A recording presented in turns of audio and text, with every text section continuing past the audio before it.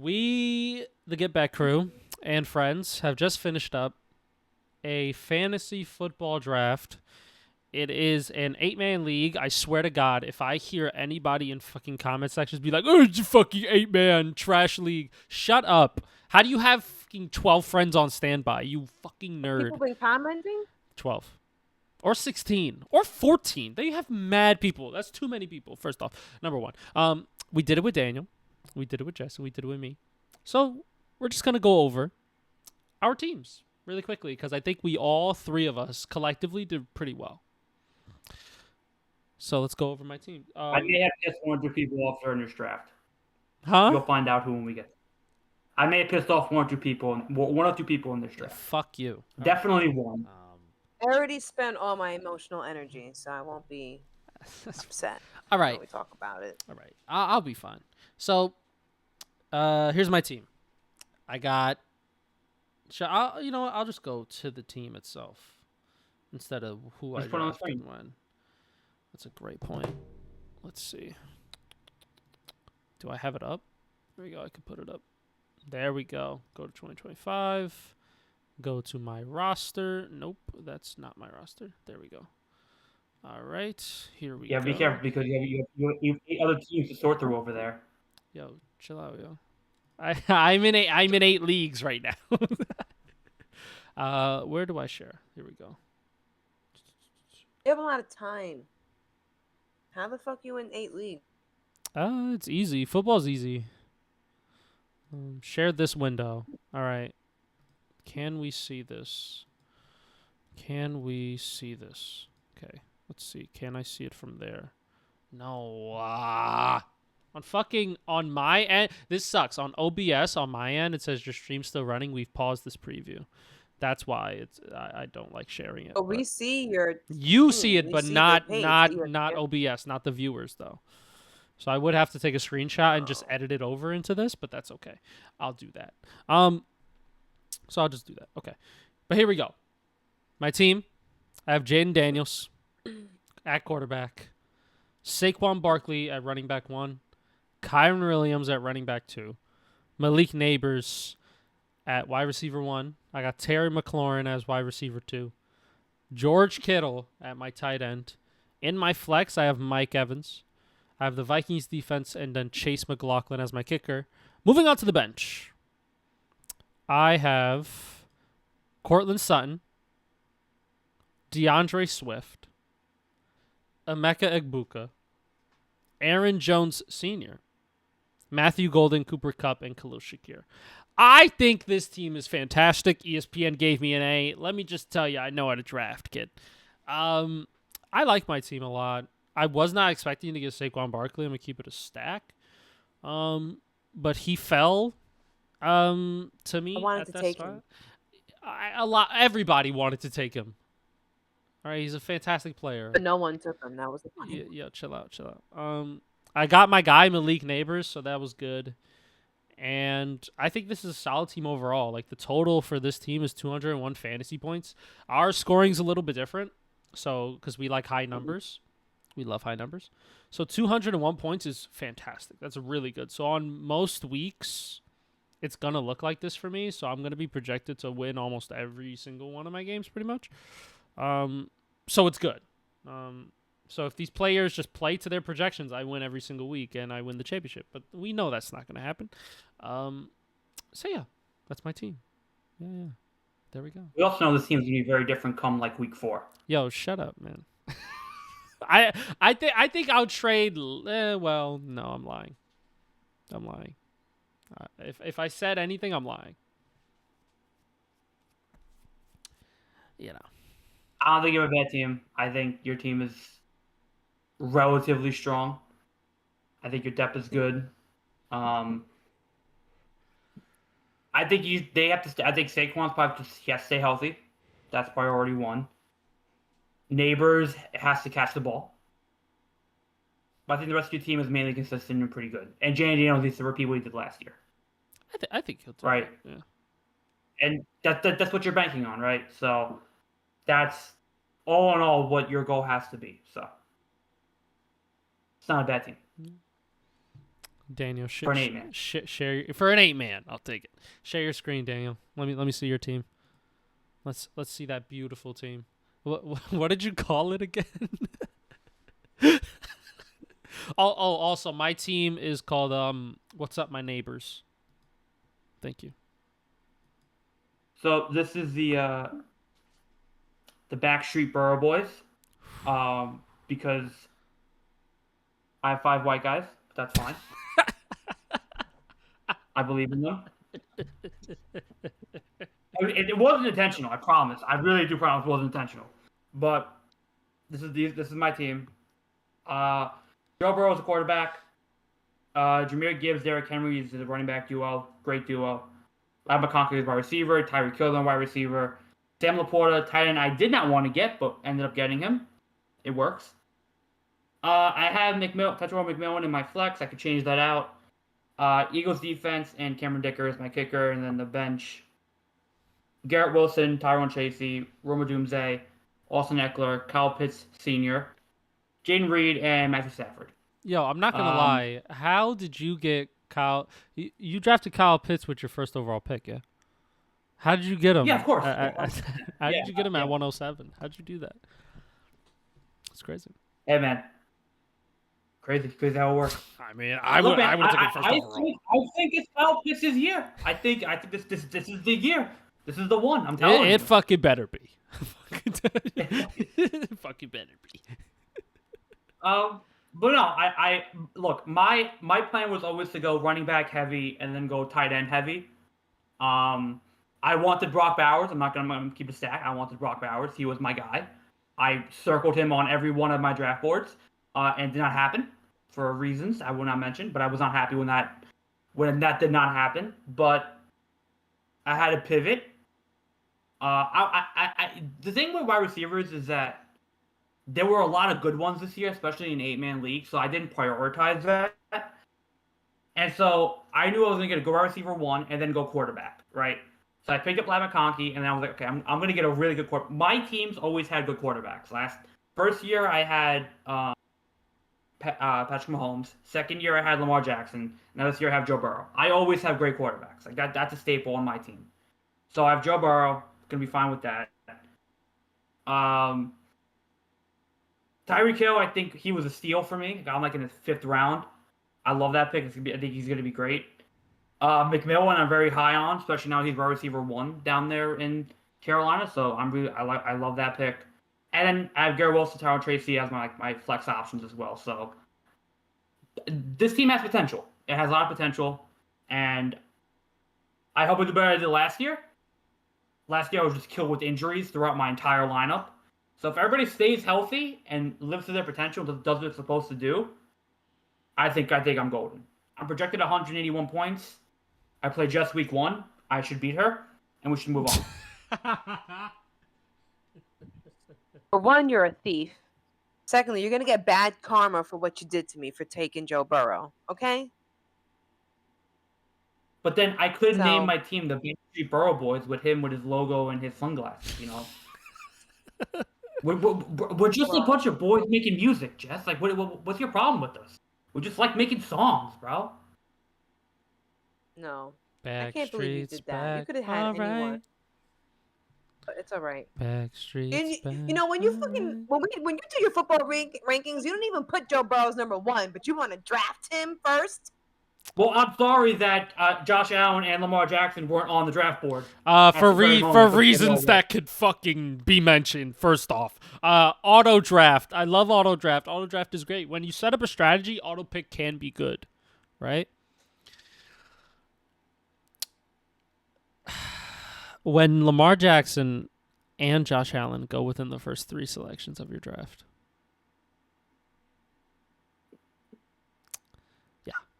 Just want to fucking put that out there. I had a Jess, what's your team? I did, but you know what it is.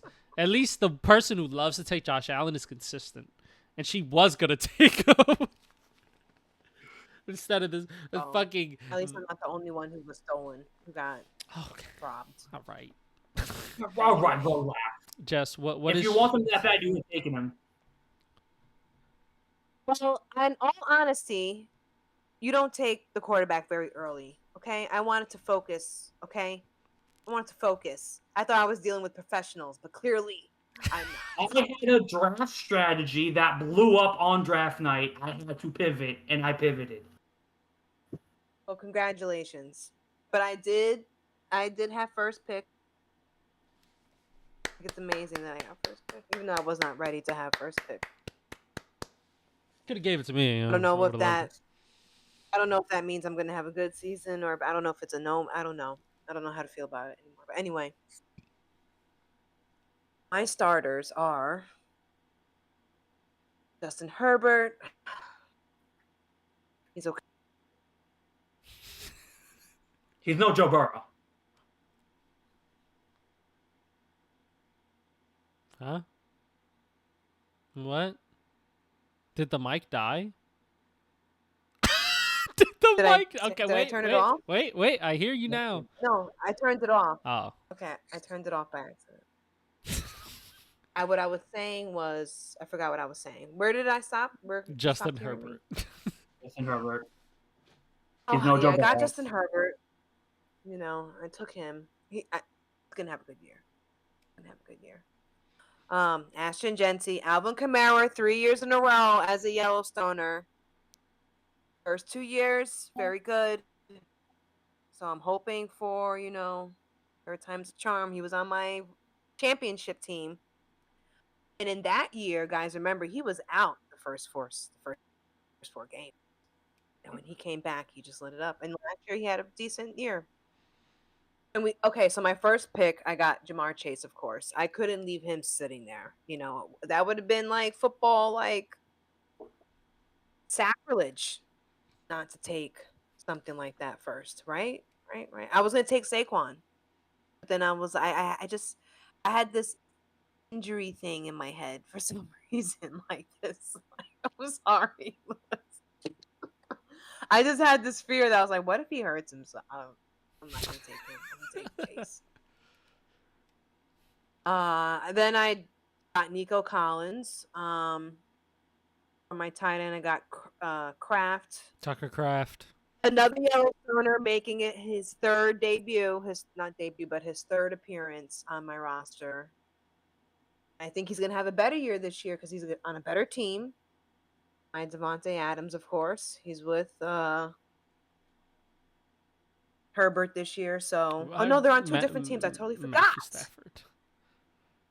He's with That's right. He's with our good friend. Yeah. Okay, I don't even know if that's true. Come on. Well, I'm not doing anything. Come on. And for my defense, I took the Ravens, and then I got the best kicker in the league, which is Harrison Butker of the Chiefs. Mm-hmm. Are we going over our bench? Yeah, go over your bench. Yeah. Okay. I think my bench is okay. I got Brees Hall, Pacheco, J.K. Dobbins, Devontae Smith. I don't know why I picked him. I think I just picked him like at a reflex. I don't know. Jordan Mason, Keon Coleman, and then my backup QB. Another one making, I think, his second or third appearance for the Yellowstoners, Dak Prescott. By the way, until he got injured last year, he was pretty well. He did pretty She's good, starting Dak right? week 1. I hope you know that. You're starting Dak week 1, right? Right? Why? But let me see. Hold on. You're starting Dak week 1. No, right? I can't put him. I can't wait for the He's two going to up come to in. Philadelphia week 1. You're going to He start may not Dak be able week to 1, do nothing right? against them. Yeah, but then you got Herbert against the Chiefs. Who do you trust more, Herbert or Dak? Dak. He has CeeDee Lamb and George Pickens. He has to throw the ball. Has to. I think he'll, I think he'll be okay. If I had to go with Dak. I can't wait for Lewis to co-manage Jess's teams. This is going to be great. This happens every year. 1,000. I'd be like, Jess, why did you pick up that guy? Why did you do that? It's a dumb pickup. I don't know how well he's going to do against the Eagles. Well, Suit yourself. Jessica make her own decisions. You know what? Yeah, she's an independent woman, and I'm Yeah, not going I to can, and I can also still listen to advice. So I will weigh my options throughout the week. Okay. I will Hey. see what the reports say. Okay. I will see how Dak feels, considering he doesn't have a key piece on his team. We don't know how he's going to do. We don't know if he's mentally okay. Just, what is that key piece that you may be discussing about? Starts with an M. Micah fucking Parsons. And then the second name starts with a P. This fucking guy. So. Jerry's so dumb. Yeah, let's talk about it. Micah Parsons got traded to the Green Bay Packers for 2 first-round picks and Kenny Clark. Yeah, Packers fleeced. Respectfully, Packers fleeced them. And then they signed Micah Parsons to like $47 million a year contract. You know. It's 4 years, 188, 100, I think 24 guaranteed. I was surprised that they kept him in the NFC, for one. I don't know why you would do that to yourself. There's a good chance you may see him in the playoffs, right? Like if you get there. Yeah, it was definitely a shocker, but that's how bad it got between them. Bad, and lucky for him, he didn't go to a shit team. He's in good hands. I for now it seems like Green Bay won. Like, so we'll see. I don't know if this makes them like Super Bowl contenders, but I think it helps the team a lot.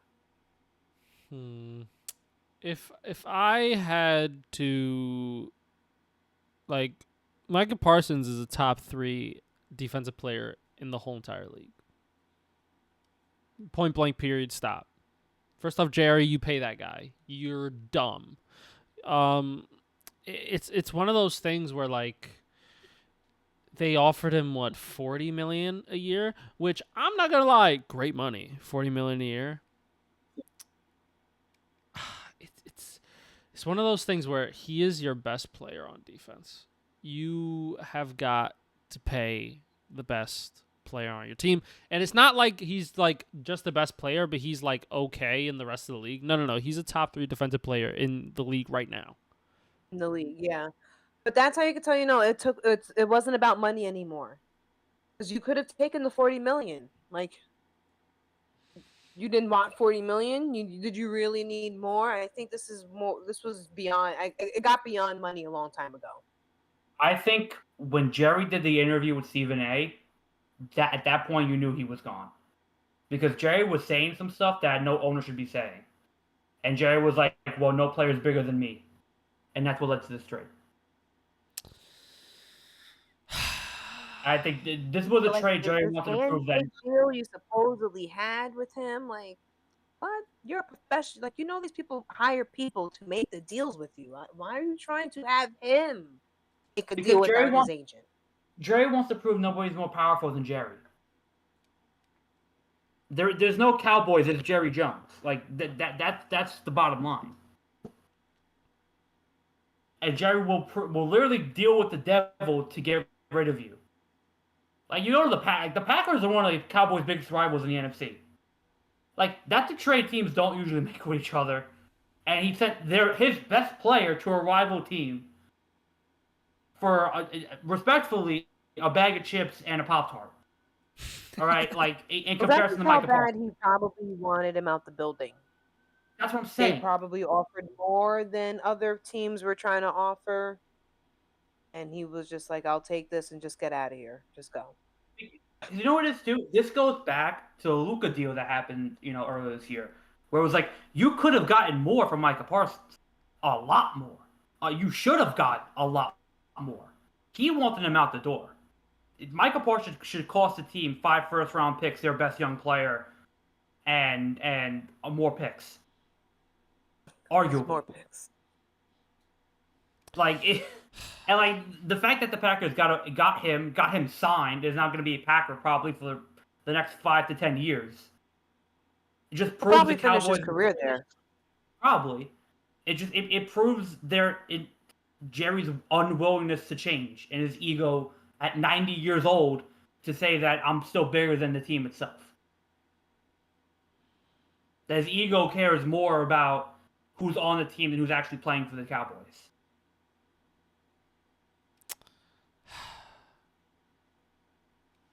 That's what it proves. I mean, Jerry Jones is he has paid players before. He played CeeDee Lamb. He paid Dak Prescott. So it's not like he does it with everybody. But for some reason, this guy got to him.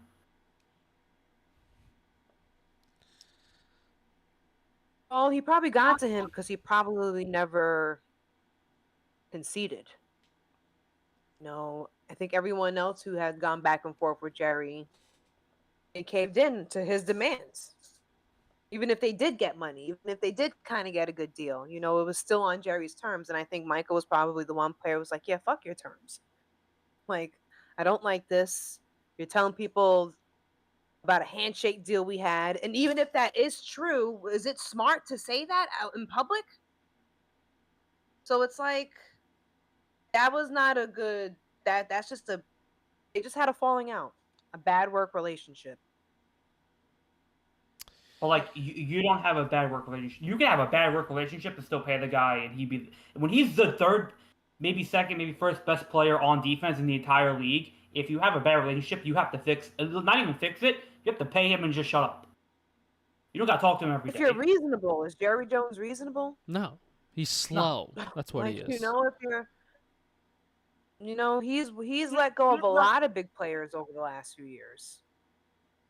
Since his 10 years there, he's let go of a lot of people, a lot of coaches, or just a lot of important pieces, and he's the common denominator out of all these issues the Cowboys have come up. He is the common denominator, but he's always going to be a hindrance to his own team.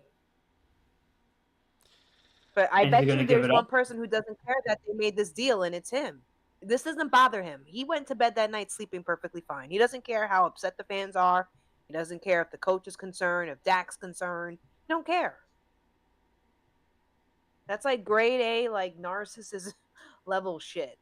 And I guess, what do I know? What do we know? They're the Cowboys. They're worth 10 billion units, Like the Cowboys are still gonna be the richest team in the NFL. That's not gonna change. They're still gonna sell out every game. That's not gonna change. Look, he's a businessman. Okay, he grew up pursuing business, accomplishing business, taking risk, making bold decisions, the ebbs and flows of the economy. Like, it's not necessarily, winning is not something that is really at the top of his list. It's let's make it look like we're winning and still be polished and just make as much money off of our fans as possible. He's a businessman. I mean, his whole purpose is he would be irresponsible if profit was not his concern, if his number one concern, because you're a business owner. So I mean, all right, we've talked enough about Jerry. I think for Michael, I haven't. He's dumb. You have noticed that? I have not. He's actually smooth in the brain. I think his and also his stupid son is also smooth in the brain too. Both of them are smooth in the brain. The fact that they don't just do what the Steelers did. The Steelers are way much more successful organization over the last 15, 20 years. Way more successful. So just do what the Steelers are doing. You pay your good players. And you think about the rest later. You pay these guys. Micah Parsons can get you 5 interceptions, 15-plus sacks, a ton of tackles for loss, QB hits, and can also play coverage against tight ends and potentially some running backs and potentially some fucking wide receivers. Like, this guy is literally the epitome of, I say this not to be rude. He's really good at everything. Everything. Like, everything on the football. I'm pretty sure if you want him to return kicks, he can do that. You pay him.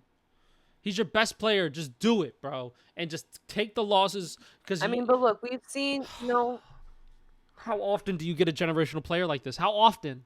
Oh yeah, and then Jerry is fucking No, but dumb look. interviews. He's like, oh yeah, we have a chance to get another Micah, brother. This is why. If they do, bro, you won't be alive to see it.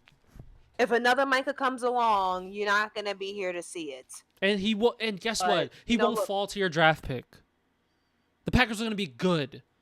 You think somebody's falling to 25? Okay, sure. Be that senile and old.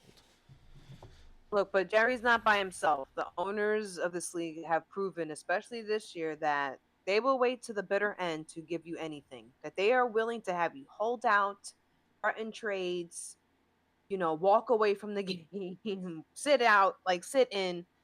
They will. So he's not really alone. This is an owner issue. This is like they don't give a fuck if you're the best of the best. They don't want to shove out the pennies. They just don't. They just don't. All right, let's talk about Micah. What does this mean for him? You can go ahead, Dave. I think it's great for him. I think it's great. I think, as Jess said, he went to a really good organization. He's in a great division. He got paid. He's the highest paid non-quarterback in the league. He's set for life. He got everything he wanted out of this deal. He couldn't have went to a better spot, to a better place, to a better team. And the Packers don't have they have a good defense. He makes it even better. I think he makes any team better, obviously. But in a really low division, this helps the Packers out so much. Like, they needed a pass rush desperately. They needed some help on defense. They have a question. Their offense is good, but now you're in a division where the Lions pass rush is okay. The Vikings pass rush is kind of non-existent. Whoa, that's and not the Bears true. Don't have a pass. That's not true. They got good pass rush. I disagree with that. Okay. And the Bears. Okay, how about this? Offensive line wise, he destroys all those offensive lines. Well, yeah. All of them. Yeah. So already the Packers have a major advantage in that division, which is stacked. And the fact that you give up the bare minimum, you give up the prerequisite for Micah Parsons is insane, and still retain some of your best talent and decent draft picks is insane to me. But I think for Micah, he went to a great spot. I think Mike LaFleur is Mike LaFleur, right? Matt LaFleur. He makes his team better. I think it's a great trade. I think it's great for the Packers, great for Micah, and I think he's going to thrive in Green Bay. Yeah, I love this for Micah. Green Bay's talented. They got Jordan Love. They have a franchise QB and a franchise pass rusher / linebacker / Bob's your uncle. Like, he could do everything on the field. Oh, would I love to have Micah Parsons right now? Oh, okay. But no, the organization, they're going to be good for a very long time now, and that pick is going to be back end of the first round. So, Jerry, yeah, great. You're going to really hit on Micah Parsons in pick number 23, 24. Yeah, for sure. Yeah. Or maybe they want to trade up, use those picks to trade up, and, if Dak doesn't work out, get a QB or something. I don't know. I can't. He's so dumb. I just can't. But, overall, good for Micah. He's set for life. God bless him and his family. And, yeah, he gets to play meaningful football. So I'm sure he likes that. And look, it's going to be a breath of fresh air because Green Bay operates on the more old school thread of things. They don't have an owner, so they don't treat their facilities like it's a zoo. I mean, and it's Green Bay, so you're not going to get a lot of distractions. So he's in a much more football oriented program. There's not a circus happening there. The circus already left town a few years ago. So he's in a good position. Good for him. He's playing in cold weather.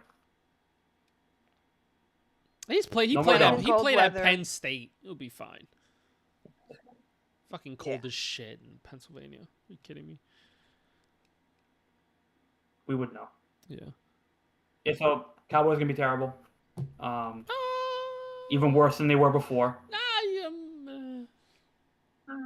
I think they'll be. I think they won't be. Whoa. Not if the Giants got anything to say about it. On paper. Oh, on paper, I still go Dallas by a tick, because Dallas has a way better secondary. They have good linebackers. Like, they actually have some pretty good guys over there. They just don't have, obviously, the elite of the elite of the elite in Micah Parsons, but they're still like a somewhat okay team in that division. I don't think they'll be last. If anything, I think this knocks them down a game or two. Like, if they were projected to win 10, maybe they only go like 8 and 9, right? Maybe the Commanders just sprung ahead of them, and now it's not even a close race between them, right? You know what I mean? So, I don't see Cowboys as that they're the worst team. They did lose like their best player and top 3 defensive players, so that obviously makes them worse. Yeah. All right, so let me pose this. So, is there a world, in Jerry's world, where they absolutely bomb and Dak does not have a good year and they go for a quarterback in the draft? Is that world possible? It's possible. Depends on who's available. You can't put nothing past Jerry. He would do it just to spite Dak, so yes. I mean, if they end up with a top 5 pick, do they go quarterback? Yeah. So that'd be a 4-13 year almost.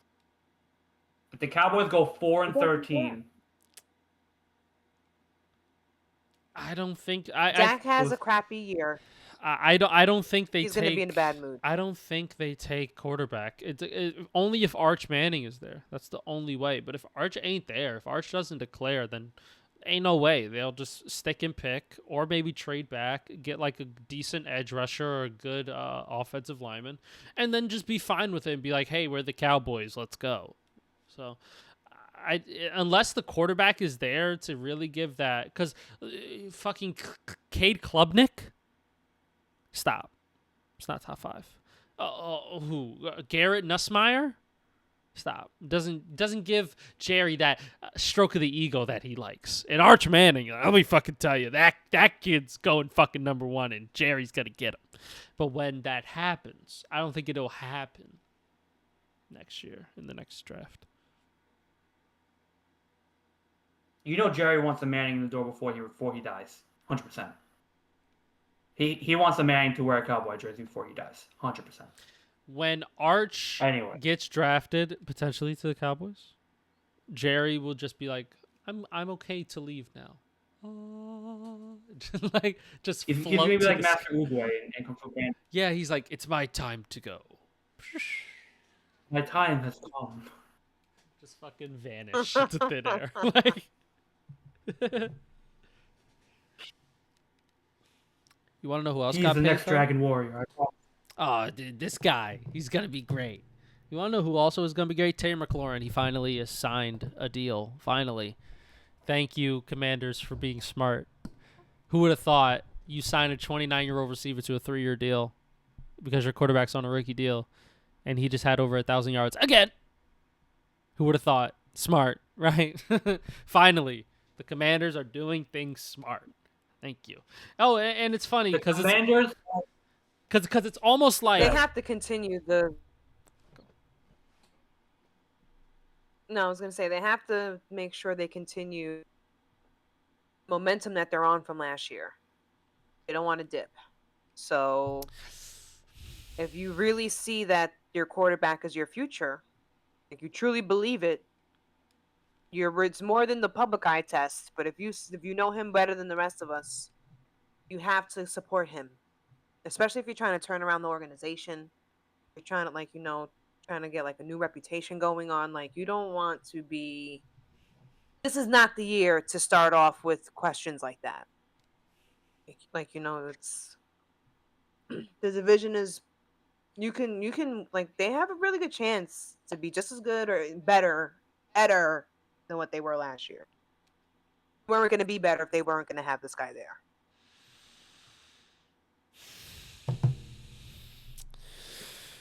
Daniel, you wanna go? Take it from me. I think it's funny that the Commanders are a better run organization than the Cowboys. If you would have told me that 5 years ago, I would have laughed in your face. But no, I agree with Jess. They can't do a 49er, and they can't regress like they did last year. They have to keep their momentum going. They have to keep. Again, this is the perfect time to do it because the early Niner teams, when they had the rookie Brock Purdy deal, they were doing this kind of stuff, signing their best players, keeping their young quarterback fed around with great talent, and keeping him comfortable. You know, the worst thing you could do for a young quarterback is completely change everything around him every year. You need some form of consistency, and him having his best weapon all the time was a necessity. So, and I think contract-wise, you know how I feel about contract? Maybe it's a bit too much, but I think for the market and for what Terry McLaurin has done, he's earned it, he's deserved it, and happy that he got paid. But yeah, I think overall, like this is a deal that had to get done for Jane Daniels and the Commanders. I think it's a smart bit of business because now this runs to the end of Daniels' contract, so you could do great business there as well. So I think it's a move that works well for all parties involved, and nobody really should have a complaint about it. Yeah, I like this deal so much because just give your young QB something to work with, please.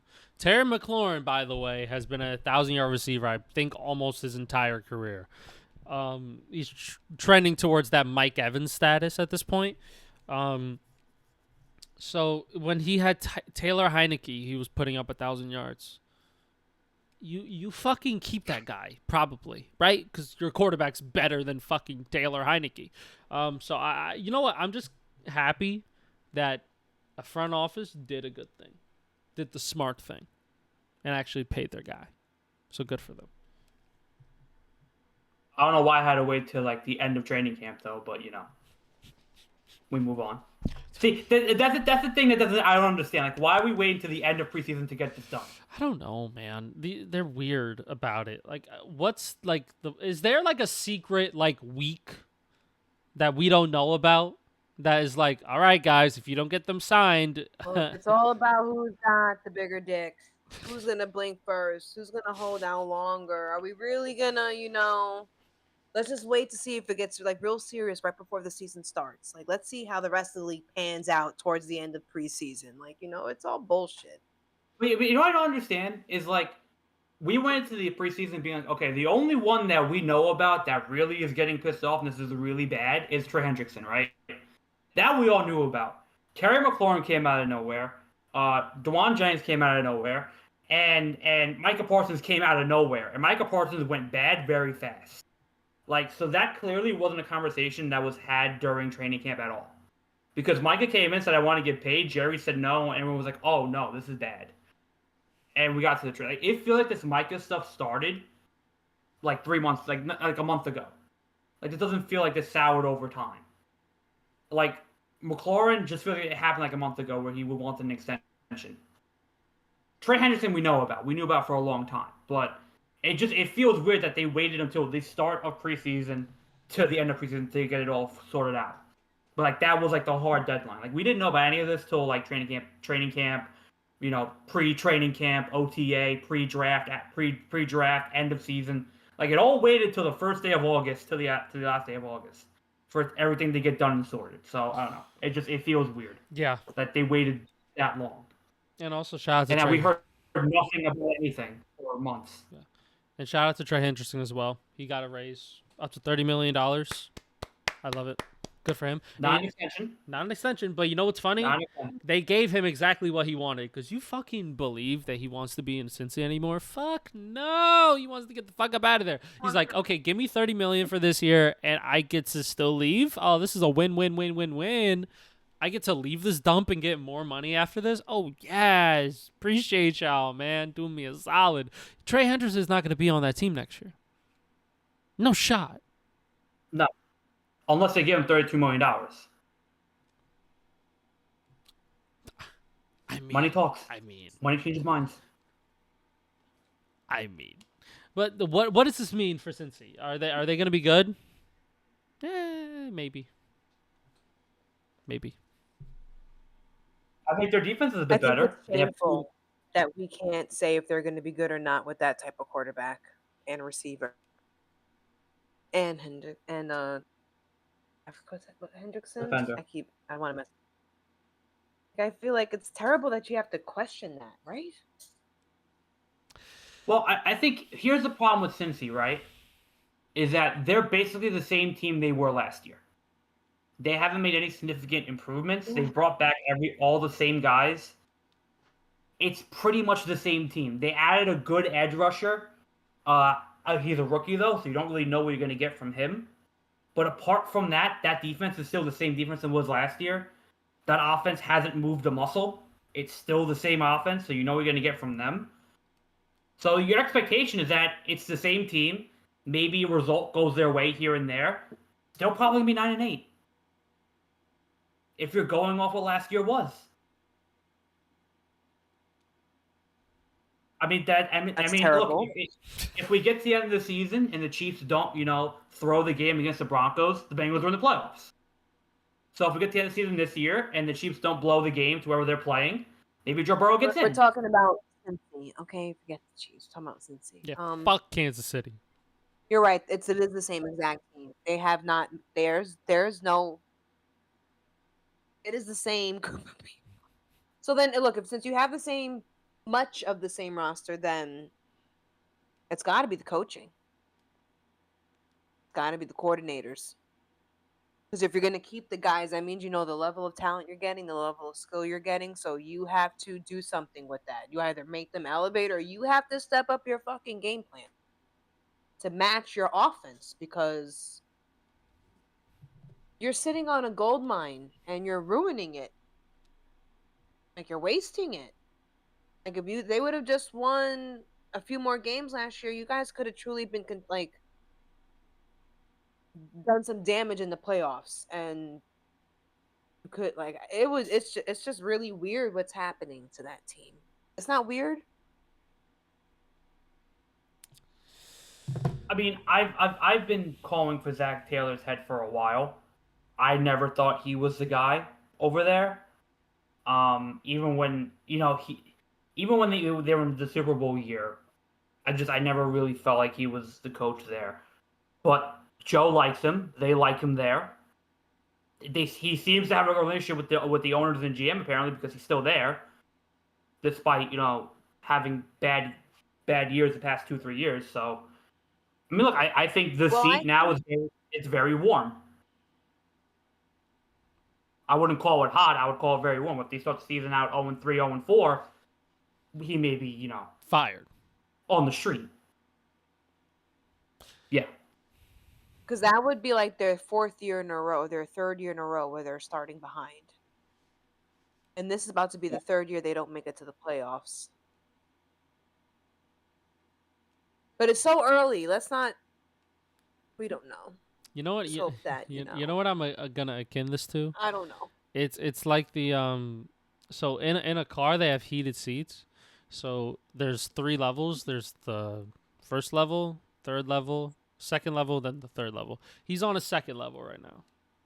If he gets to that third, oh, you're cooked. Go home. You're not coming back. You could be an OC somewhere for some team trying to come up. Fucking cares. Well, if it's even warm. But I will, if they have a better season this year, or maybe even if it's kind of questionable, but if you see a good improvement, then he's probably just saved his job. It seems like they don't like to make change in Cincinnati, so he could be there for a long ass time. They fucking kept, what was that coach's name? Something Brown. No, it was one of those. It was one of those coaches that was like there for years. Cincinnati. Who's the coach? It wasn't like QB Brown or something like that. Not QB Brown. No. Marvin. That's not Marvin Lewis. Yeah. Marvin Lewis. Fucking Lewis? Just like Marvin Lewis. Good ball. Good ball knowledge. Yes, good ball knowledge. Great ball knowledge. Appreciate that. I was lying when he was there. It's like Marvin Lewis. They just don't like getting rid of shit, and it's no matter how somewhat middle of the road mediocre. Now, granted, Zach Taylor got them to Super Bowl. He was the coach. Whether he like helped them or not, as much as the talent did, that's that's a good question. But he was the coach. Mm-hmm. The thing is that Super Bowl is like 4 years old now. A lot Yeah. has changed. The league has changed. That conference has. So it's like enough. You're not the quarterback, so we can't keep giving you chance after chance after chance. Like, I don't know. It's just gonna be sad I to mean, see. I mean, I guess barring disaster, they'll take 8 and 9 and keep him as the coach. It's I disgusting. think until Joe Burrow says something, he's going to be the coach. But Joe Burrow won't say anything. Well, then let's see what if he does say something, because like you said, he likes him. Maybe he likes working well with him. But if you find yourself in another season where you're putting up the numbers you're putting up and your team is not meeting you, are you seriously trying to say that you want this to remain the same by is it not the coach's responsibility to make sure so he Well, should say something. I guess to play devil's advocate, right? To play devil's advocate a little bit, I wouldn't blame the defense solely on Zach Taylor. I would blame it on the general manager and the defense coordinator, right? Because I think Zach Taylor can only do so much. Yeah, no, I agree with that. I think a head coach should be responsible for all aspects of his team. But the excuse I could see being given is that, well, his defense is not built correctly, or his defense doesn't have the right personnel. So that you would blame on the GM. I'd be very surprised if the GM gets fired before the coach, but I've seen it done before. So I could see a world where that happens. Okay.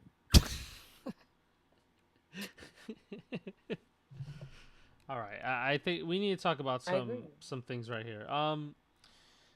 Jess told us not to talk about it for too long, so let's get it out the way. Travis Kelce and Taylor Swift got engaged. Good for them. God bless them. I was gonna take Travis Kelce in fantasy, but he got taken before me. Might trade for him because I have a theory: when players get engaged or are married or are going to get married, they just sometimes just play out of their fucking mind. So I might trade for Travis Kelce just based off that fact. I agree with that. I agree with that philosophy. So we can say that hopefully we'll see if that's actually true for him. I have a question. What's your joke, Daniel? I have a question. It's not a joke. It's more of a question. What do we think is going to happen? Travis Kelce Swift or Travis Swift? What do we think is happening here? We think Travis Swift. He's already Travis Swift. He's already Travis Swift. That's what no one is saying. There's no way he's already Travis Swift. She's not taking the name, right? There's no way she's going on Taylor Kelce, right? He There's no way. Probably will for tradition's sake, but the truth is, there's no more Travis Kelce. It is only Travis Swift. Okay. I disagree. I think it's Travis Kelce Swift for one reason: the jersey sales. Kelce Swift with a hyphen. The jersey sales. The NFL will beg Travis to do that. They will beg him to do it. So two things will happen. He's gonna play better. He's gonna play better, and the jersey name will happen. But according to this theory, then we know who's walking away with their Super Bowl this year. Because someone else got married.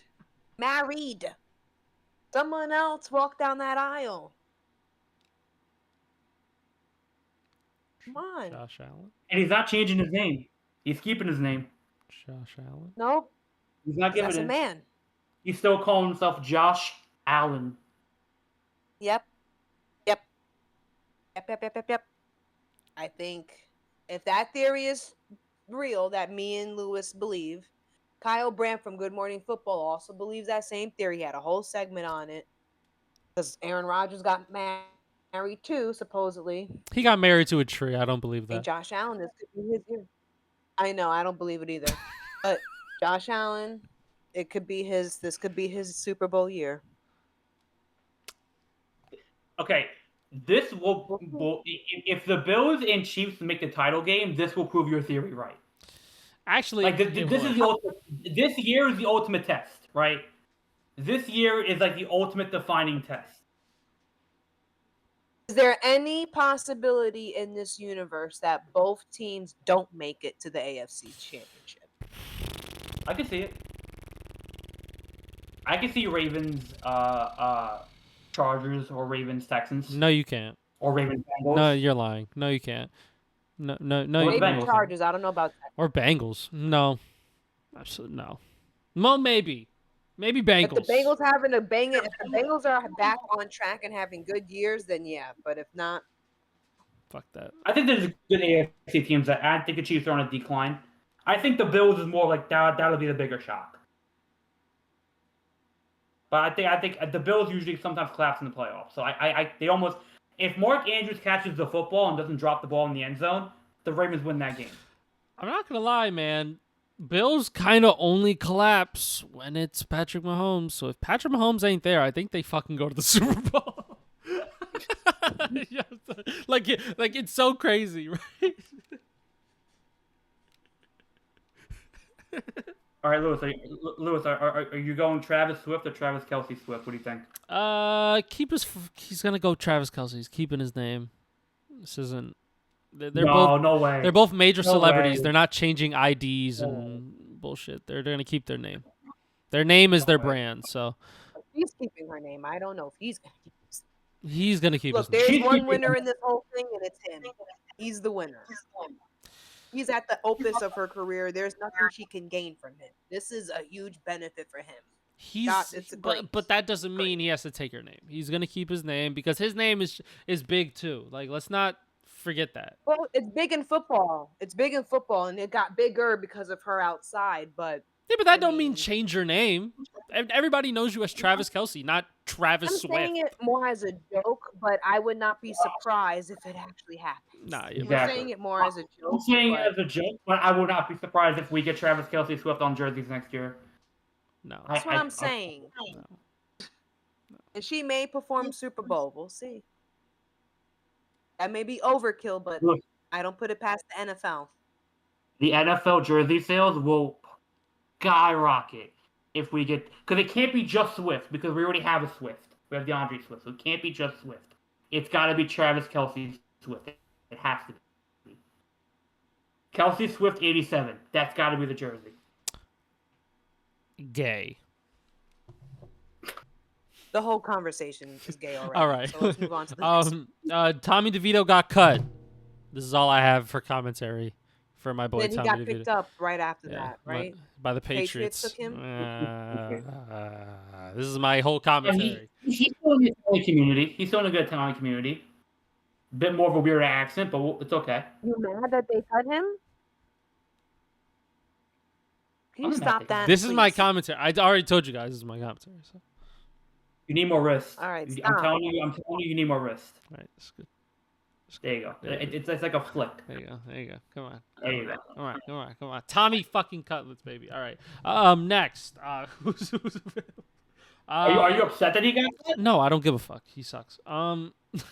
So you have. But he has one of the greatest moments in Giants history. I don't give a fuck. He's trash. He beat the Packers on Monday Night Football when you guys were terrible. I don't care shit. Kevin Stefanski announces that Dylan Gabriel will be the backup. For Joe Flacco. Kevin Stefanski is dumb. Get him off the team. I'm sure he had a saying in getting Deshaun Watson money. So get him off the fucking team. He's absolute shit. You think Shedeur should deserve the second spot? Yeah. Fuck. Yeah. Duh. Is the sky blue? Does it rain sometimes? Yes. Is concrete gray? For a conversation, do you think Shedeur will play this year? Yes or no? Yes. Because Dylan Gabriel's shit. Yeah, Shedeur Sanders actually has talent. I can see a world where he doesn't play a single game. That's I think it's entirely possible. I swear if they don't do that, just fire Kevin Stefanski. There's no point in having him. He's an absolute smooth brain dummy. I feel like the only way that would happen is if somehow they're good already or decent enough without. If they're terrible and they don't play him, then yeah, you need to get rid of everybody. But they would only not play him if they're doing well, if they're doing okay. We know they're not going to do okay. They're gonna be awful, so fucking play him.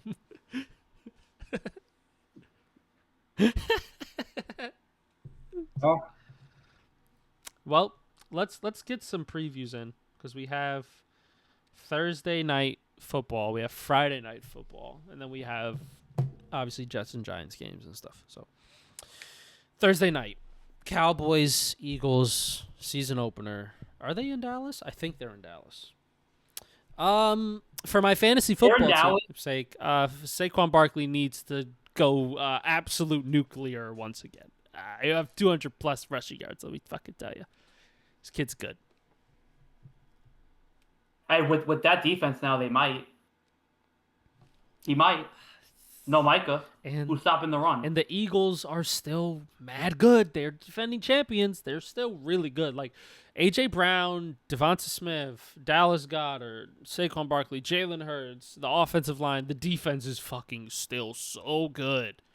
Yeah, this team should respectfully blow the Cowboys out the water. This should be like a 48-24 win. Like, this should not be close.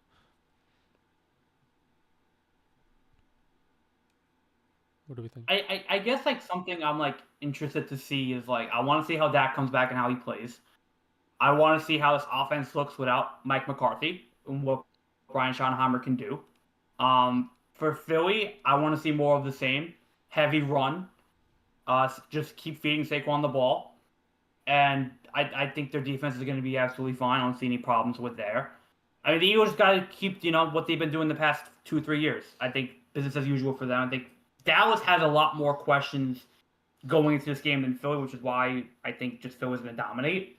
But I am interested to see what the defense looks like without Micah, what the offense looks like with Dak now in there, and how they're going to the Cowboys have no run. They have no run game. Their pass game is CeeDee Lamb, and now Kenny Pickett, I guess. Whoa, Kenny Pickett. So it's like not Kenny Pickett. George Pickens. George Pickens. I'm sorry. I don't know where Kenny Pickett. You know what I'm thinking of? Because Kenny Pickett, he got traded to the Eagles, which he's going to be a star now because he went to the Eagles. But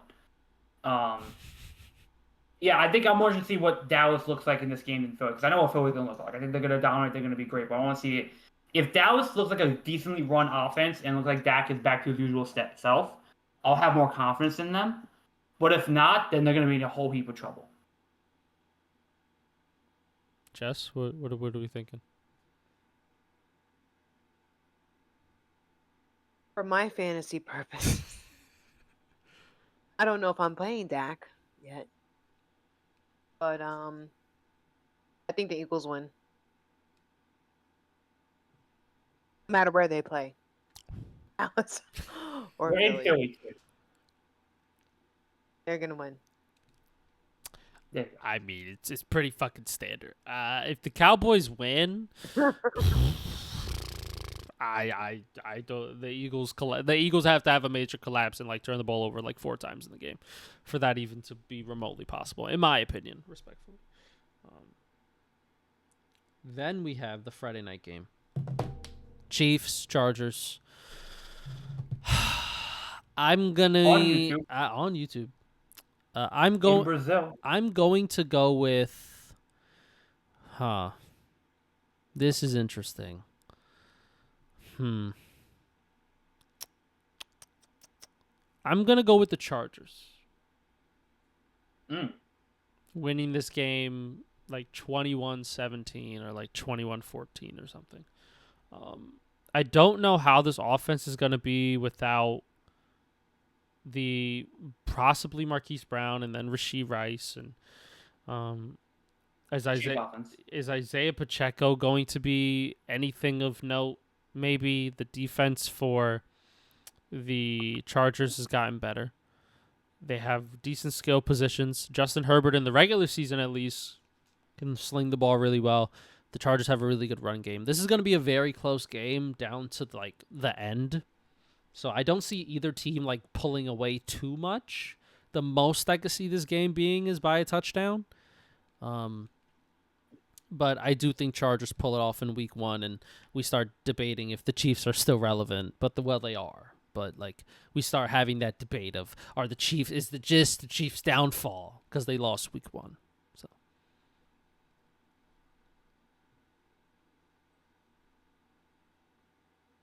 They're in Brazil.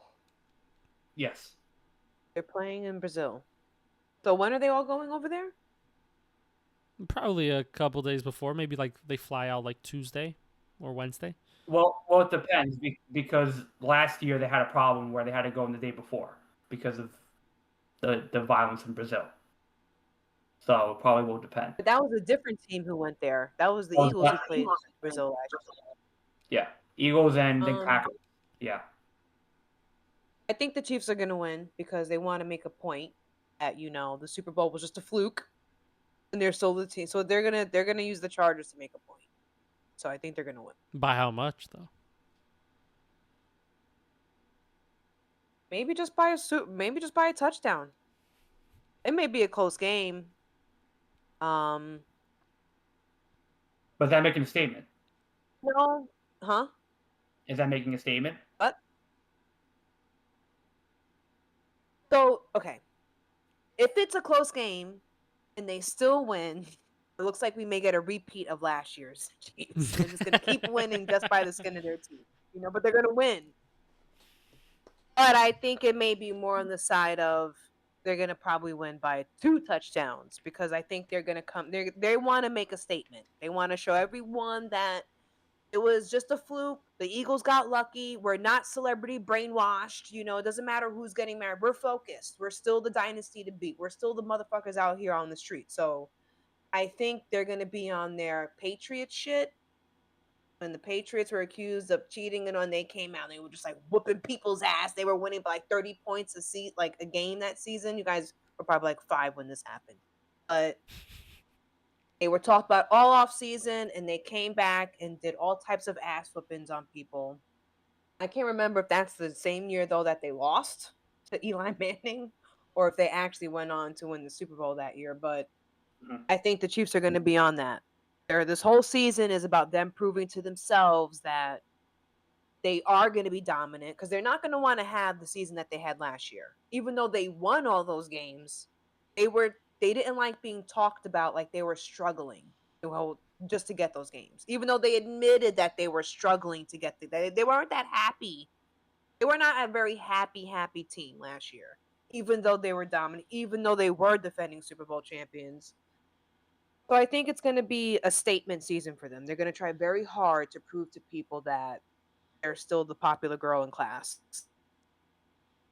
A lot of people think that the Chargers are going to be extra good this year and the Broncos are going to be extra good this year. And I'm just like, I have to see it to believe it. Okay? People have to start, you have to start making the Chiefs lose to make that true.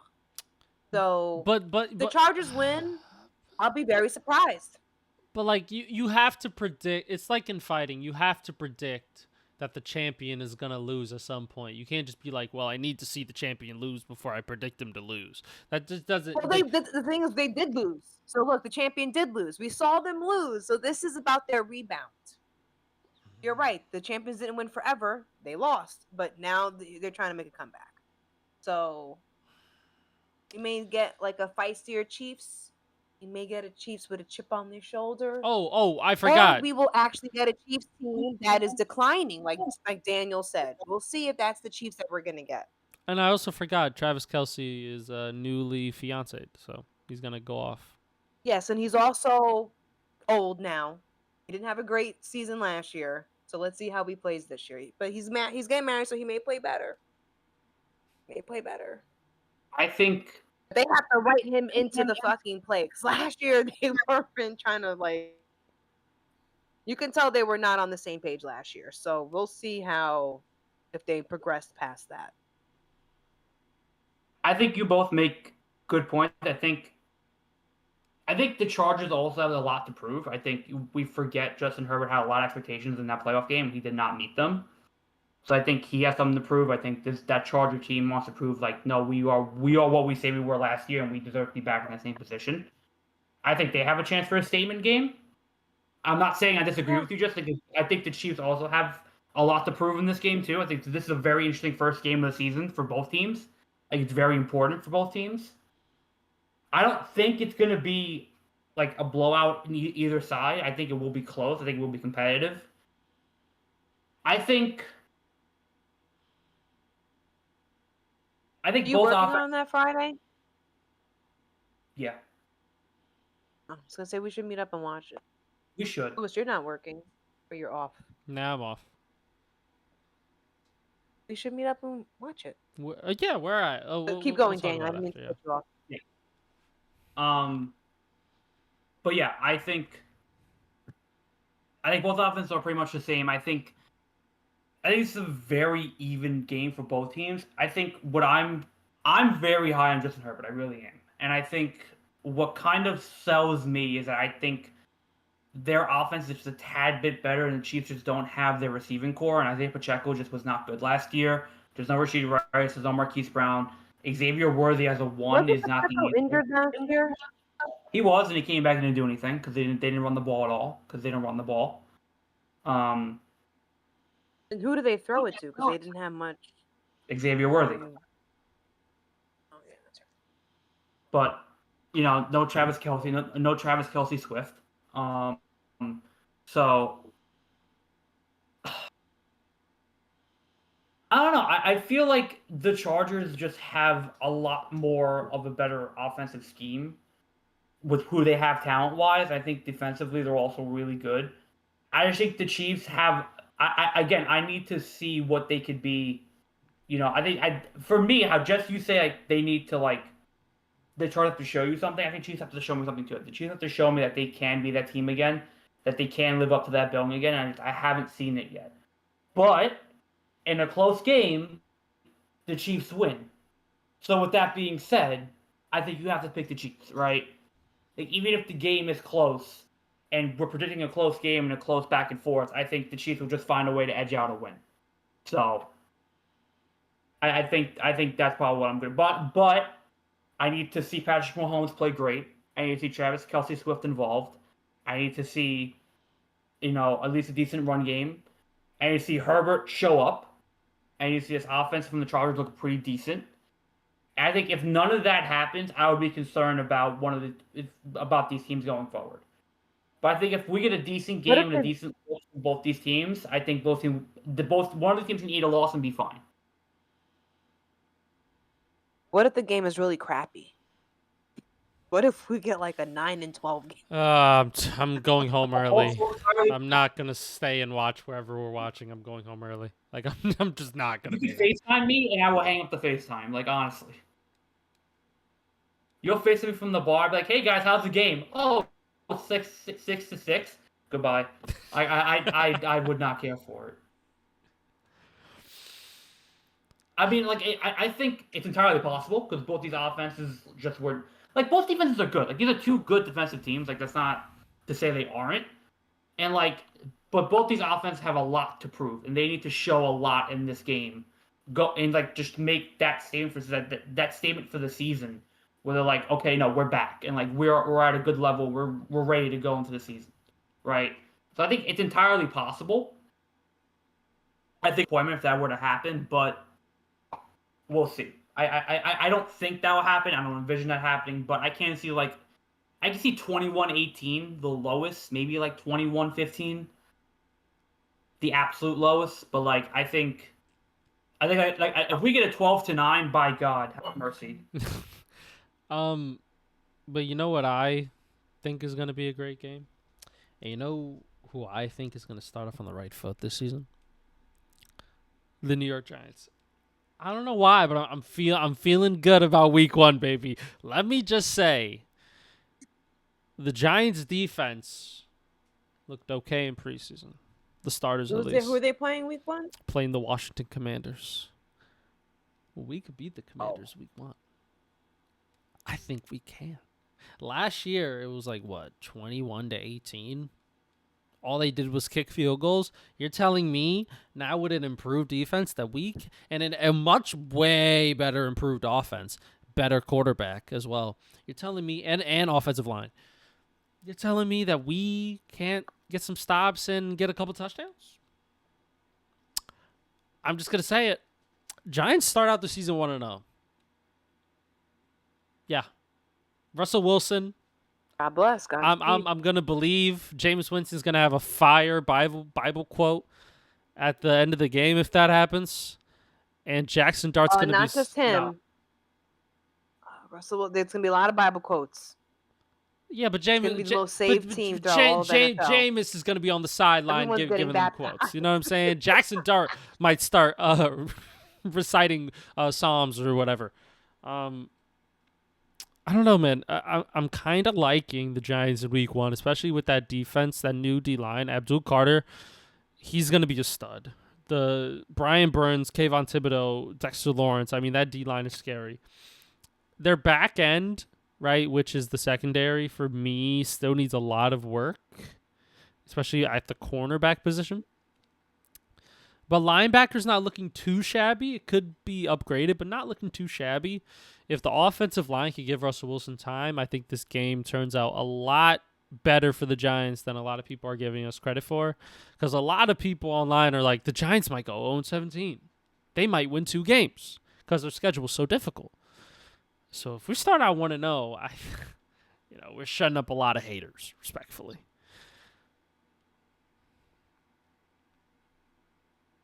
It's possible. I really don't know who to pick, but for your sake, I'll pick the Giants. They'll win by a field goal. Look, I'm 3-0. Could you imagine? Could you actually imagine? On the last seconds. What a great defense.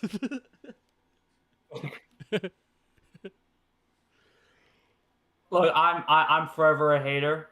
I don't hate the Giants, but like, I to play devil's advocate, I will say I do think that secondary is what's going to be the biggest concern, especially with Terry McLaurin now coming back. Jane Daniels can just call report that secondary, and he could escape from pressure no matter how much pressure you throw at him. So I do see Jane Daniels kind of tearing up the defense. I am interested to see how Russell Wilson looks and how this D-line O-line looks if Andrew Thomas plays or not. I know that's kind of a question mark. So that's going to be the big key to me is how will the O-line hold up. But yeah, I think I just think just because I think Jane Daniels could tear apart that secondary and that Terry McLaurin could run for 200 yards on that secondary, I think I could just see the Commanders just pulling away. I do think the Giants look better. I think they're not as bad as everybody says they are. I think they do have great talent. I think Russell Wilson is not washed. I think he still has some gas in the tank still. I think they're an improvement from last year.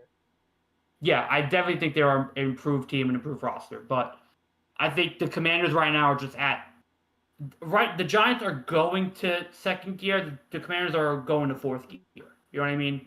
Like the Commanders, there's something a little bit better there right now. The Giants are they're a step ahead of them. So I do think that the Giants put on a fight, but I do think at the end of the day the Commanders will win. We'll see. Hey, I'm riding with my boys week 1. Let's go. Come on. We're gonna go 17-0. Guys, we're winning every game possible. Come on. And now we have the Jets versus the Pittsburgh Steelers. Oh, yeah. This is you guys. I'm going to let you guys take control of this conversation. I just want to intro it just for a little bit. Jets, new quarterback, right? New coach, right? New GM, new culture. The Steelers, Aaron Rodgers playing his former team. The Steelers' defense looks really good. But how will that offense look in Pittsburgh, right? So I'm just going to put it out there. If I had to pick a team, the fucking Jets are going to beat the Steelers. Aaron Rodgers is going to be fucking put flat on his ass, and you guys are going to win that game like 14 to like 13 or whatever. Something like that. Fuck Aaron Rodgers. He's a bitch. Hey, Don't call him that, all right? I still like Aaron Rodgers. So don't listen to that, Aaron. If you ever watch this in the future, don't listen to Lewis. He's an ass. But I do agree that I do think Daniel the Jets are going to win. I just decided that. I don't know what's making me say that. But I feel that I think they want to beat Aaron. You know, even if I don't think he left on bad terms with the teammates. It was just with the front office and the coach. Mm-hmm. But I think as a team, they're going to want to prove that they have moved on and that they don't need. Clearly, their savior was not in Rodgers, and that they're a brand new organization, not brand new, but new regime, new culture. Um, they may win on pure, just like adrenaline. Just the Steelers. I feel like it may take a few games for Aaron to like loosen up and like start playing well. So I don't think it's going to be a terrible game. It's going to be low scoring for sure. Like Lewis said, 13-14. um, a lot of defense. So I don't think this may be the game where we see how good Justin Fields could be. Um, I don't even see it as that exciting though, to be honest. As like an exciting, it could be, but I do think though we're gonna win. We're gonna win. Mm-hmm. So I'll say this. All right. I think the one thing that I really want to see from this Jet team is that I want to see them play disciplined football. I want to see them play smart football. And to be honest, I want to see them play like the Steelers. Disciplined, correct football. We run, we pass. We look like an NFL team, right? We look like we know what we're doing on the field. We look well coached. We look well organized, and that they look prepared, right? Because for the past 2-3 years, we have not looked like that, right? So that's my main thing going into this game is I want to see what they look like under Aaron Glenn for the first time. Are they disciplined? Are they playing well? Are they playing together? And do they have that fire that they want to play, right? So I think on paper, what I like is I love this defense. This defense is really solid. I think there's a lot to like about this defense. I think Sauce Gardner has his hand full against DK Metcalf in the first game of the season, so that's going to be a good test for him early on. That he got the contract, proving that he didn't settle and that he can be a great corner. The pass rush I think is going to be really good. I like the linebacking core. I think all that. I think the defense I'm not concerned about.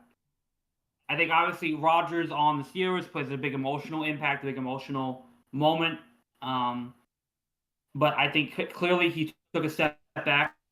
Clearly he was not the quarterback he was. I think you don't. I don't want to say he's going to tear us up, but it's Aaron Rodgers, it's the Jets, so you never know. But I like to believe that he won't play a big factor in the game. My main concern with this Jet team is going to come from the offense and how Justin Fields looks, how he handles the offense, and how much they lean on him. I think the strength on this Jet team is their running game. I think Breece Hall, Brandon Allen, and Isaiah Davis, that's the third back, are probably. Ooh, should I play Breece Hall? He's on my bench. Well, it's going to be up to the Jets because the Jets have to prove that they want to be a run team, right? They have the running back for it, just they haven't been a run team in the past 3 years, right? They've been very pass heavy because of Rodgers and because of Zach and because, that's what they've been running. But their strength is their offensive line, which is really good this year if they're healthy, and their running backs.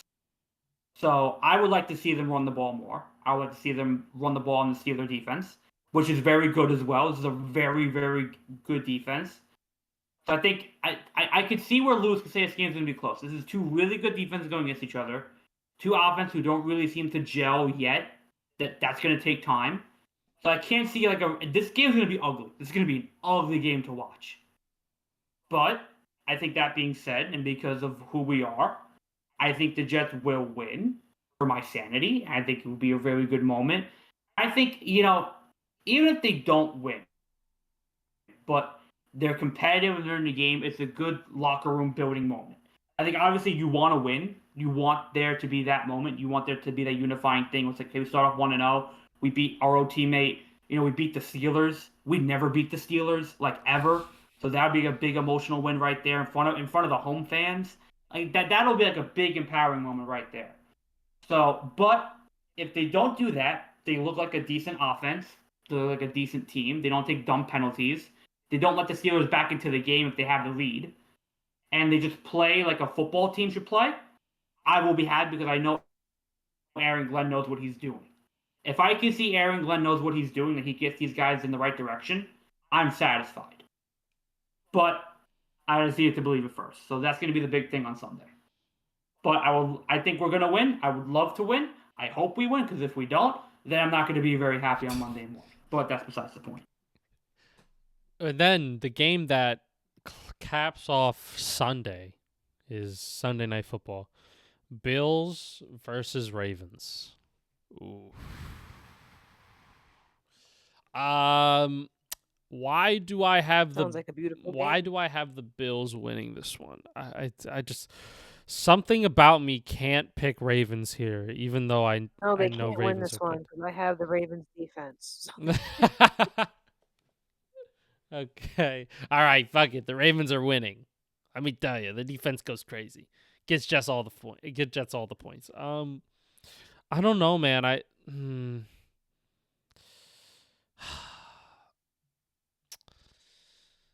Could I? You know what? I'm switching. I'll go Ravens. I'll go Ravens by like a field goal or a tutty. Derrick Henry's gonna run amok again. I'm not too certain about the Bills' defense. I think their defense is very weak. I don't think it's that good. Especially the corners on that team. I just don't rate anything that's going on in that defense besides a couple pieces on the D line. But the Ravens have the most complete team in the NFL. Their wide receiver core, for me at least, is a lot to be desired of. That's because I just think that Rashad Bateman as a number 2 is ass. They still have Mark Andrews, still have a good offensive line, and they have Lamar Jackson. Right? He's either the best QB in the league or the second best QB in the league. There's no ifs, ands, or buts about it. I think Lamar has the better team right now, and I think he knows his team better than maybe Josh and that offense knows their team. Maybe I don't know. Like I just think the Ravens have a better team. Yeah, especially on defense. That's where I think they're gonna shine. Don't get me wrong. Like Josh is still gonna get his numbers, but I wouldn't be surprised if I see the Bills struggling to score on this Ravens defense. Damn right they're going to struggle. Damn right they're going to struggle. Because my defense better better lock in. I don't know. I feel like whenever they play against each other, it can go either way. They're like not identical, but identical. Mm-hmm. They have both of their quarterbacks are unicorns. Both their quarterbacks can just like carry the game and take it out of here. But I think, even though I want the Ravens to win because I got the defense going, I think the Bills are going to win.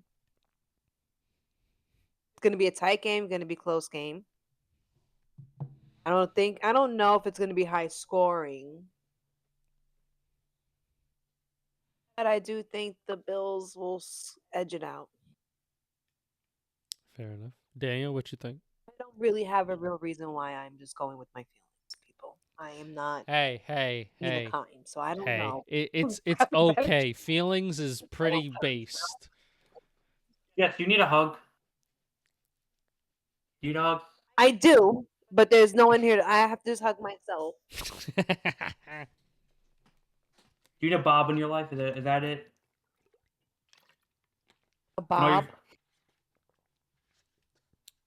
Yeah, sometimes like you need a hug. Oh, yeah. You know that song? Hi, my name is Bob, and I work in a button factory. No. I'll tell you guys later. What Okay? You don't know that song. Caucasian song is this? What the fuck? It's a kid song. Okay, fair enough. It's a kid A song. Caucasian. But Well, when you I was said Bob, talking. I automatically thought about that. I went to the Thunderbolts, but anyway, I think I think this is also tough just because I don't like the Ravens last year just were not as good as everyone said they were and what they were expected to be. And the Bills were fantastic up until a certain point in the season, you know. So it's tough. I think on paper the Ravens are the better team. I think on paper the Ravens have a slightly better quarterback. Um, I think the what worries me about the Bills is that I just feel like again that defense I'm not high on either, but that receiving core is still a lot to be desired. I think Josh Allen is the enigma, but I just think if the Ravens can just dominate what the run, then they're winning the game. I think Derrick Henry just is one of the best running backs in the league. I think James Cook is good, but they can't establish a run the way the Ravens can. And even last year in the playoffs, like they could not stop Derrick Henry in the second half of that game. So I think if that's rinse, wash, and repeat, I think the Ravens could come out and win this game very easily. I would not be surprised if it's very easily. But you can never count the Bills out, especially at home. But I think just because I haven't seen them play, I think because you have to go based on paper, I think the Ravens just have a slight edge. I won't be surprised if this game is more than a touchdown in the Ravens' favor, but I can also see this game being very close. So I could very easily see either like a 30-20 or like a 28-24. You know, I could see either a close game or a slight, you know, edge going to the Ravens. But I You know, like I think the Lamar. I Ravens. like good. No, I was gonna say you're right. I think the Ravens do have like a slight more edge as a team. I think Josh Allen, he's gonna pull something out of his ass. Just gonna. I think he gets better and better. So I think he married man. So I think he's gonna. I just think he may. If they win, if I'm right, if they win, they'll be winning because he had. It's going to be on his back. I think he's going to be the deciding factor. So I think even though the Ravens, like you say, have an edge, I think Josh Allen is the edge you kind of need. I think he can do it. I think he, even if it's a tight game, I think if they win, I'm banking on him being the reason why they win. Remember, it's not Josh Seinfeld or Josh Allen Seinfeld. It's Josh Allen. My fucking guy. That's a man. That's a real fucking man. Let me tell you. Not like Travis Kelce Swift. Let me. This guy. I'm calling him Travis Kelce for the rest of the season. I don't care. Everyone is, so don't feel bad. You're not the only one. But yeah, no. What's the next? I agree. What's the Monday game? What is the sorry, Monday game? Minnesota against Chicago in Chicago. Minnesota by whatever they want. Actually, no. Actually, JJ McCarthy's first start. I think this game's a lot closer. It's gonna be a lot closer. This game's a lot closer. I'm gonna. You know what? I'm gonna switch. I'm gonna go with Bears winning this game by giving JJ McCarthy a headache with their defense.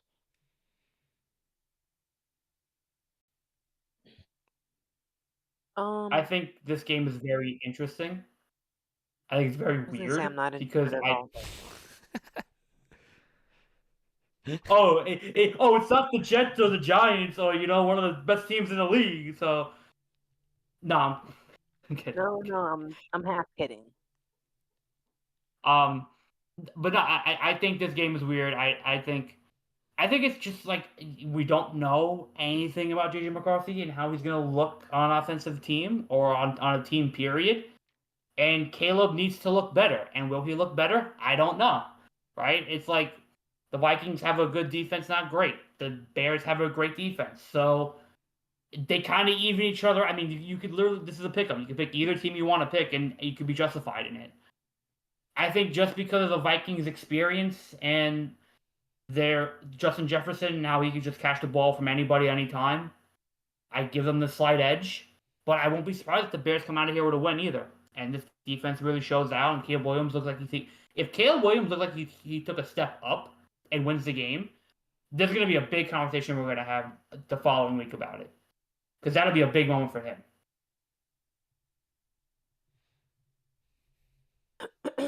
I think the Bears are going to win. I think they're going to win because this is J.J. McCartney's first game. Mm-hmm. I think the Bears are going to win. I don't know too much. I haven't really kept up with either team that well, but they got Ben Johnson. And I think Caleb is going to make an improvement this year. I don't think it's going to be a blow. It may be like a field goal or just a touchdown. But I think the Bears are going to win. And I don't think it's going to be a high-scoring game. It may be like 17-14. Like, I don't know. It's not going to be high. It's not going to be past. I'll be surprised if it gets 21. If it's like 21-17, maybe. You know what else wasn't a high-scoring game? Texas versus Ohio State. That game was shit. Totally missed it. Who won? Who lost? Ohio State won. Texas lost. Texas lost. Ohio State won. What was the score? 14-7. 14-7. This game was miserable. I watched the second half and I wanted to gouge my eyes out. It sounds miserable. I feel like college games are not supposed to be that low scoring, right? No, but I'll tell you why. Nothing happened. I'll tell you why. For the past 2 years, we've been hyping up Arch Manning to be the golden child, to be the second coming of Christ, to be the anti-savior, right? To be the superstar Manning out of the whole family. The kid is not ready yet. Clearly, he's not ready yet. And he was just talked about all Saturday morning across every platform. CBS, Fox, ESPN was all, not so much ESPN covered everybody, which is why I love their broadcast. College Game Day is the best game day show out there. But Fox and CBS were just covering Arch Manning the entire time. And this Ohio State defense is usually pretty good. And they're playing in Ohio in the shoe. This is not like favorable conditions for Arch Manning to get his first start in. You know, so I don't think we should be surprised that the guy who's not notorious to be a passer had a bad passing game. He's meant to be a runner, and he couldn't run the ball. And Steve Sarkisian is sometimes not a great coach, and there's a reason why he's a college coach. But Texas had number 1 overall rank. They were ranked the best team in the country, best defense, best offense. And the defense did look good, but you have to keep in mind too, Ohio State also started a first-year quarterback in Sagan. So, of course, this game wasn't going to be high scoring. Both quarterbacks are brand new up to the offense. It's their first college games. They're playing in 50,000 in front of 50,000 people. It wasn't a good game unless you like defense. But the hype and the buildup is what makes it a bad game. It's Texas, Ohio State. It's Arch Manning's first game. It's this. It's that. It's Sarkisian versus Ryan Day. Ryan Day and Sarkisian are not good coaches. They're great college coaches, but they're not good coaches. They love their offense. Their defense, they leave to the other players, the other coaches. But both of their defenses, though, they look damn fucking good. But keep in mind, they both played quarterbacks who have never had a start in college football before. So keep that in mind as well. So I don't know how to feel about either one. So you don't think it's a possibility that Archie Manning could get better as time goes on?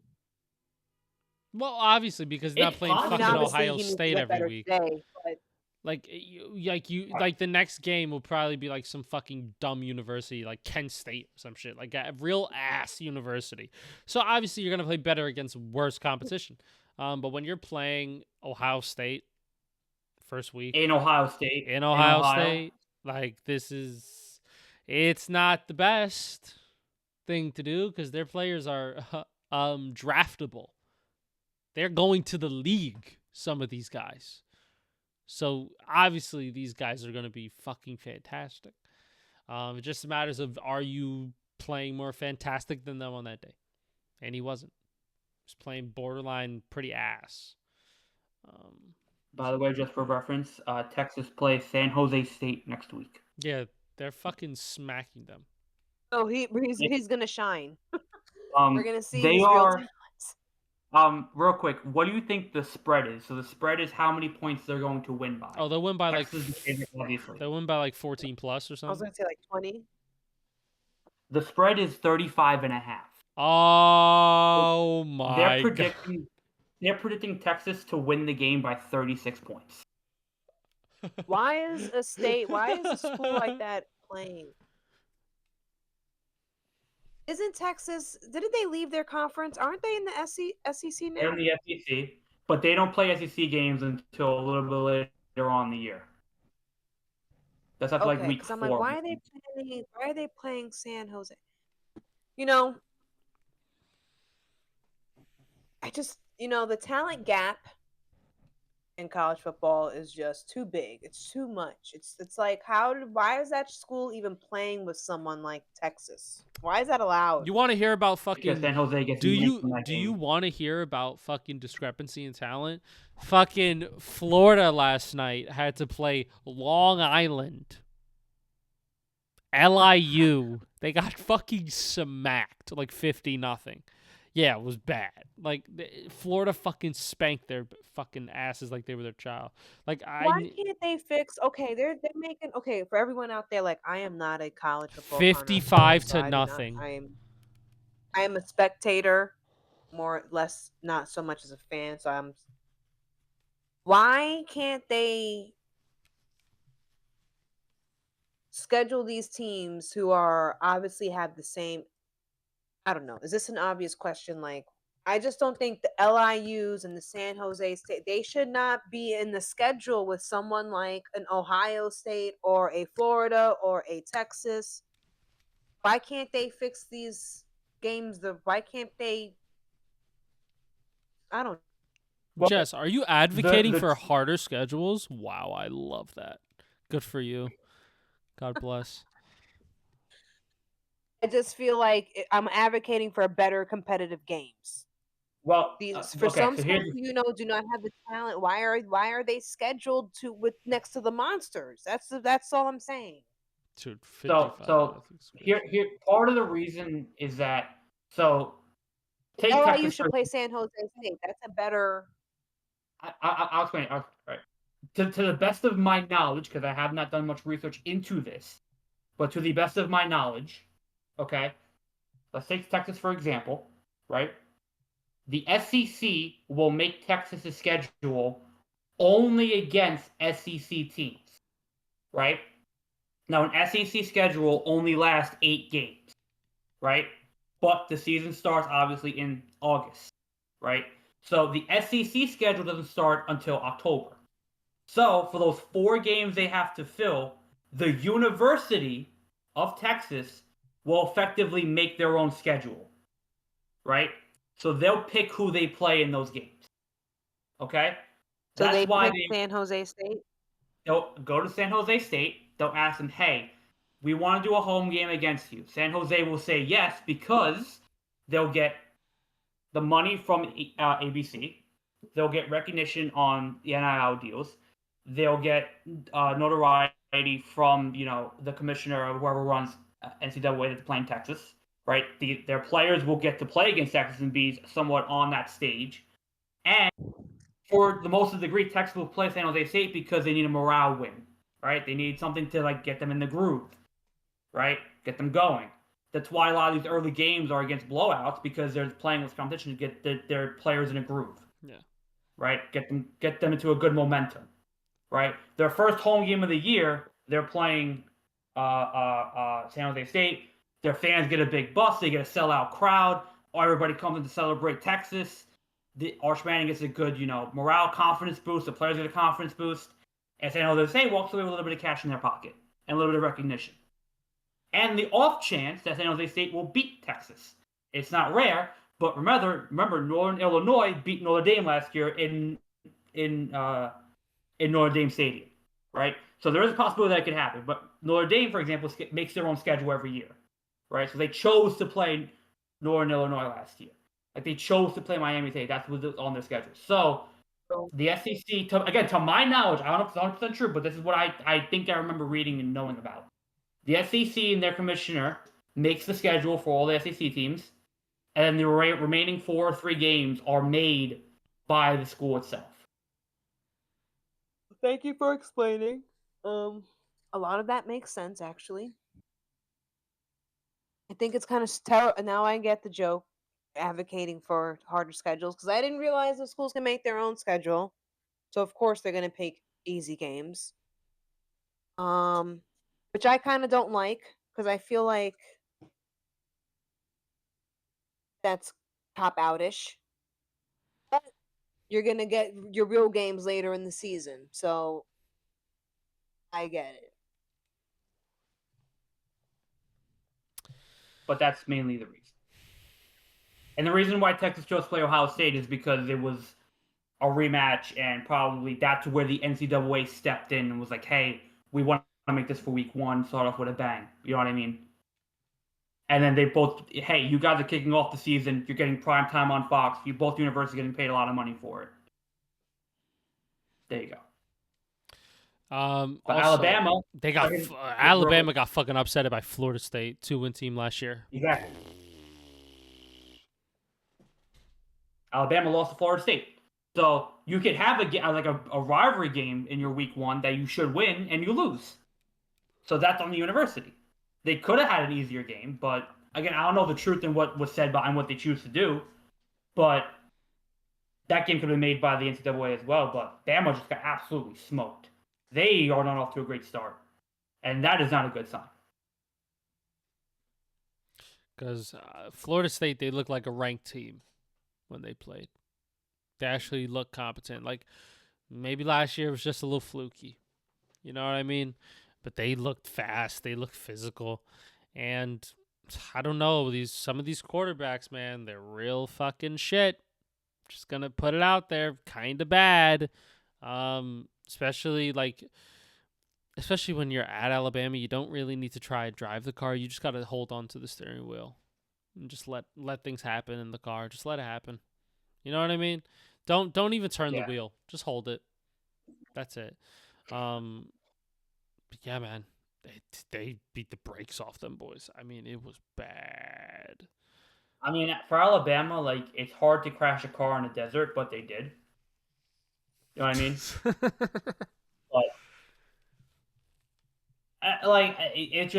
it's very strange what's going on in Alabama right now. Who do they play next week? Some shit team. Who's going to be their beat up team? Some awful team. By the way, Ohio State plays Grambling State next week. Yeah, they're about to fucking smack them. That is crazy. Grambling State might not even get off the bus. That's how fucking bad it is. Like, just forfeit.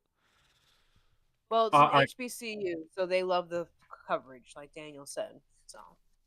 So Alabama is going to be playing UL Monroe. Yeah, they're shit. UL Monroe. They're shit.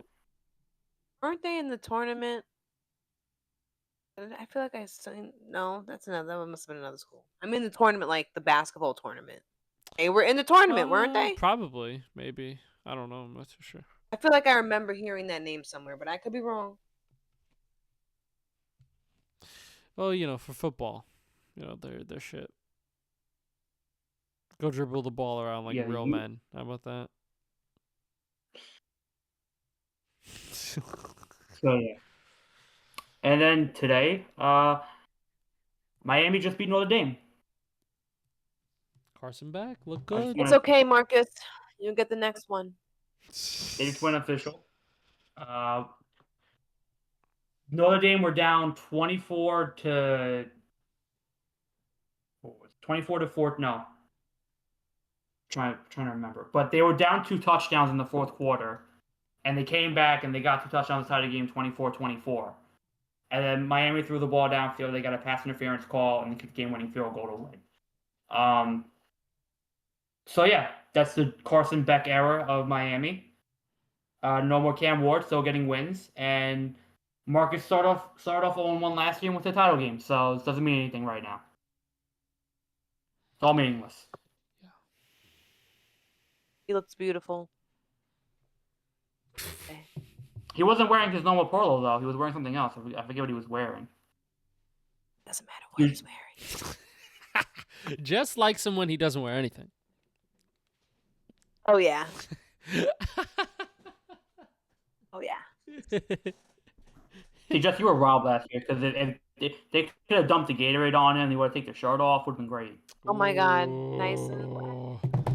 He fucking just goes. Oh, they had oranges. Imagine him eating the orange. Have you guys ever seen? He ate it orange. There was a video that came out. Someone made a video on social media a few years ago about a guy. There was this guy eating like a nectarine or like a tangerine, and it was like mimicking, like oral. He was great. The women loved the video. I was like, see, I missed my shot. Damn you, people. But you know what the UFC didn't do? So, those oranges could have looked really good, You want to know what the UFC didn't do? Missed their shot. They're going to have a White House guard. Also, Daniel's dying over there. It's terrible.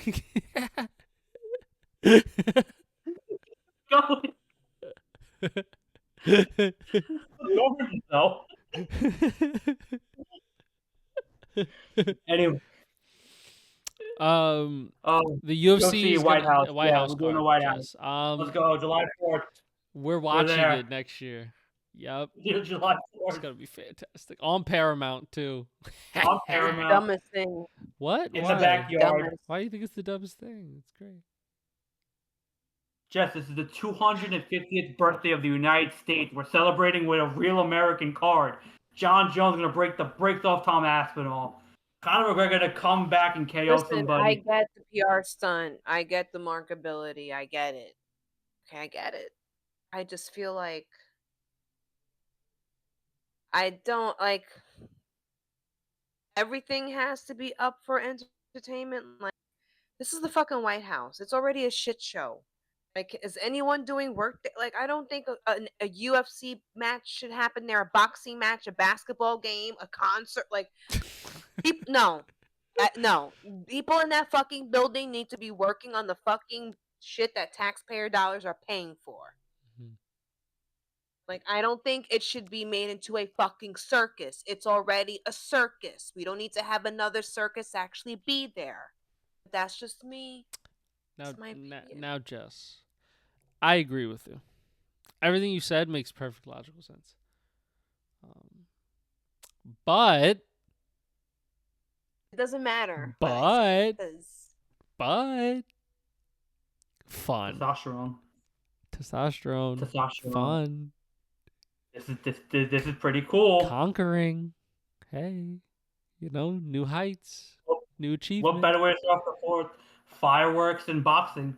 Hey, you ever fucking shot a double leg on the White House lawn? Like, yo, you ever fucking KO'd somebody stiff right next to the fucking bushes? Hold on. He got rid of the bushes. He got rid of the rose garden. I don't give a fuck. Anyway, like, it's gonna be fucking. It's fun. Yes, I just think it's stupid. That's just me. Think about it. We can have a rapist, a wife beater, a drug abuser, and a cheater all win on the White House. Like, it would just be perfect. Yes. On the 4th of July. Great. The scum of society at the White House. Yeah. Thank you. That's exactly what I want to see. Yes. Just talk about John Jones, by the way. Yeah, just one guy. To him. Oh my god. Oh. But yeah, no, Dana said the card is done and that he's going to announce it soon. The card is done. Our wonderful, glorious president said it was okay, and it's going to happen. What started out as a joke is becoming a reality. It's so funny that it started out as a joke. Like he was just like, "Yo, man, let's try," and then Donald Trump's like, "Done, it's a deal." It's like, wait, what? Fuck. How did this happen? How did this even no negotiation, none of it. Okay, now the question is, it's just sad that we don't have anyone in the building who actually wants to work. It's just sad that there's not 2 brain cells in that building that you can put together. Yes, it's all testosterone who wants to watch fights, bro. Terrible. It's testosterone. It's men filled with testosterone who want to watch fighting, bro. Like they want to watch guys in their underwear and nothing else fight each other, just grapple and hug each other the entire time. Rest on top of each other and make grunting noises and exactly. They want to sweating all over each other and got each other's crotches in your face. It's they want to grab. They very heterosexual friendly. Word. It's gonna be mad fun. Word. Word. All right, so Lewis, how we getting there? We're gonna take the train. We're gonna fly there. We'll take the fastest train in America. That stupid bullet train, new thing. I don't know. We'll take that at Amtrak. Why not? And Jeff, you're coming. You're part of the trip. You're coming. I'm not. You got to be a part of the historic 4th of July White House card. You have to. Well, you're watching it. It's for the show. We don't care. I don't care what you say. You're watching it. So deal with it. Loser.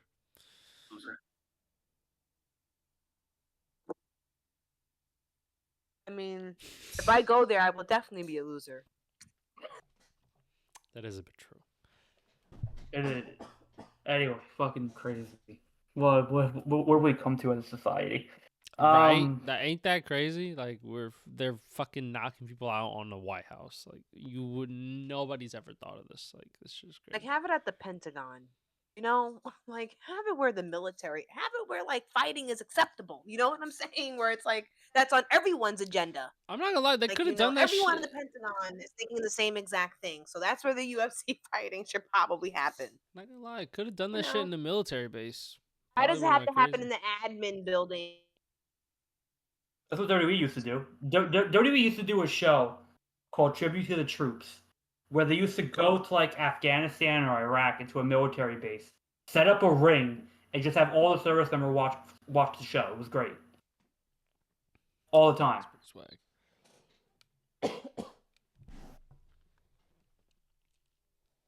My fucking throat's itchy. Fucking water. Ugh.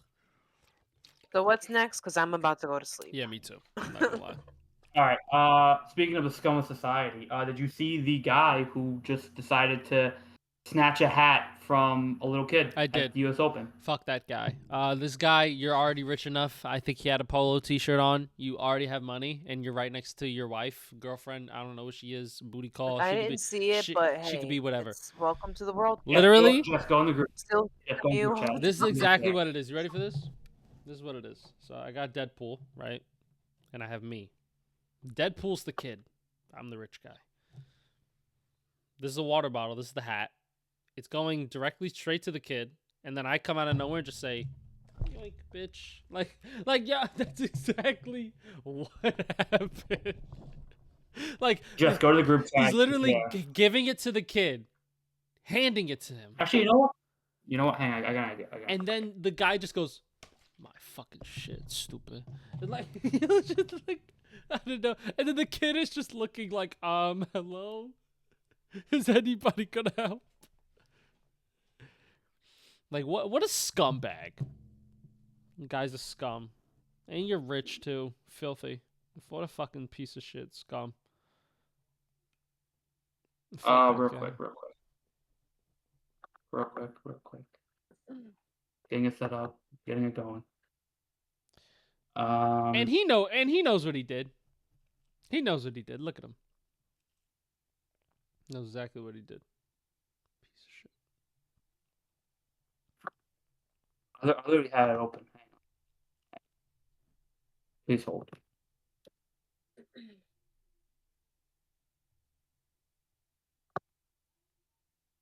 Okay. It is kind of funny though watching that shit. It is kind of funny. Like watching a kid like kind of go through something like trolly and like have a misfortune here and there is kind of funny. Just a tad. The troll in me really. Okay. So all right. So here's the video. So I'm gonna share.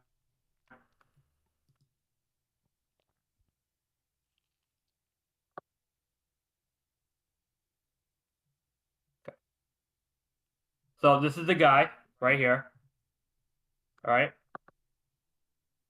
Just fucking. They just he yanks it from the kid. All right. So straight up, just no remorse, just yanks it. Like, I mean, it's so quick too. Like the hat comes off, it's right there. He's gonna hand it to the kid and just yanks it. And then the best is, right? He's gonna stick it in his bag with his girlfriend or wife over there. It's the most insane thing I've ever seen a fan do to a kid. Yo, son didn't give a fuck. Son said, "I'm leaving with some. Let me." I'm sure they'll send the kid a hat. So they did. They were able to meet up with the kid again, the tennis player. But there was one thing that I wanted. All right, get rid of it. So he's a Polish millionaire. He's a CEO. Okay, he's the guy who snatched the hat.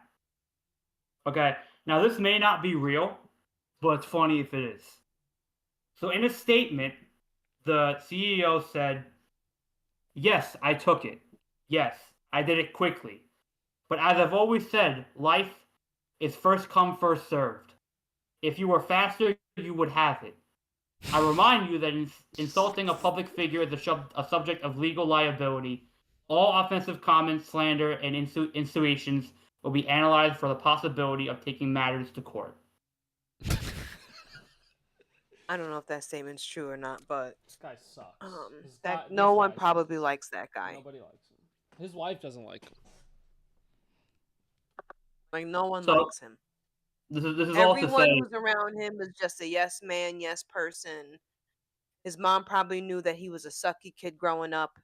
If he has siblings, they know that he sucks as a sibling. His employees probably can't stand him. His neighbors probably can't stand, because only someone who's truly an asshole would do something like that to a kid. Now, you want to do that to another grown man? It's a dog-eat-dog world. I get it. But this is a child. Like, you don't have any filter. Like, it's like some people were raised in barns. I don't know. It's just. so, can we agree that tennis fans are the worst fans on sports? First of all, I don't like tennis, so you'll never. And I actually worked at the U.S. Open one year, a few years ago, like behind the scenes or whatever. But tennis never appealed to me. It's definitely a rich kid sport. Everyone there looks like a snob. It's just I'm not interested in the sport at all. Yeah, a little bit, right? Like it's a sport that if you have nothing to do and you want ESPN on all day, and if it's on, it'll be on, like, but you're not really that invested, I feel. Yeah, I'm just not into that sport, so. I fucking hate tennis, so If he was at a football game, he probably would have got his ass whooped doing that. So that's just the difference in culture. Hey, that's my fucking kid. That's my kid. Give him his fucking hat back. Well, he wouldn't be front row. He'd be in the suite, the skybox. Oh, that's true. He'd be in with his own personal stuff that's being signed for him by the owner. Part's true. Yeah, but fuck that guy. Hey, fucking give my kid's hat back. If he did that in Philly, he'd be dead. I'm pretty sure no one likes that guy. I'm sure he just pays the bills, so you just gotta be nice. He's the boss. You just gotta be nice. He's my kid. I gotta be nice. I married him. I'm an idiot. He's the father of my kids. I gotta be nice. Yeah, fuck Gotta that accept his shitty ass motherfucker. But you know what? Anyway, Moral of the story: assholes like tennis. That's it. Yeah, pretentious pricks, all of them. If you have a fucking Rolex logo and a fucking what's it, Lacoste as your fucking sponsors of the show, yeah, it's pretty fucking bouge. Let me fucking tell you. But I'm tired.